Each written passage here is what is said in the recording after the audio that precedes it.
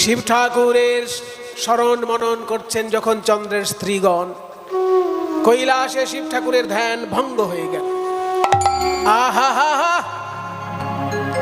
কারোর সাথে বাঁচে থাকবো না বলে আমি কৈলাসের বরফের মধ্যে বাড়ি বানিয়েছি, জানো, যে বরফের মধ্যে এসে কেউ আমি বিরক্ত করবে না। কিন্তু এখানেও দেখছি একদল মেয়ে আমার সামনে কান্নাকাটি করছে, আমার ধ্যান জমবে? এই মেয়েরা, কে তোমরা এত কান্নাকাটি করছো? আমাদেরকে চিনতে পাচ্ছেন না? আমরা আপনার আত্মীয়। এই দেখো আমার আত্মীয় কে এলো রে বাবা। মানে দক্ষ রাজার একটি মেয়েকে বিয়ে করেছেন শিব ঠাকুর, তার নাম সতী। আর দক্ষ রাজারই 27টি মেয়েকে বিয়ে করেছে চন্দ্র। তাহলে চন্দ্রের স্ত্রীগণ শিবের কে হচ্ছে? হ্যাঁ, মিষ্টি সম্পর্ক।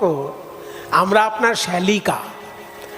ও শ্যালিকা, ওই জন্য যেন চেনা চেনা একটু লাগছিল। তা কোন দুঃখে আমার কাছে এসেছো? হ্যাঁ, দুঃখে না পড়লে আর আপনার কাছে কে আসে জামাইবাবু? আপনার যা ছিরি, কি হাড়ের মালা গলায়, বলো, জটা জুটো, ছাই মেখে বসে থাকে, বাঘের ছাল রয়েছে, আবার কি একটা খায়, সেগুলোর মুখে নাম করা যাবে না। তাহলে আপনার সামনে দুঃখে না পড়লে কেউ আসে?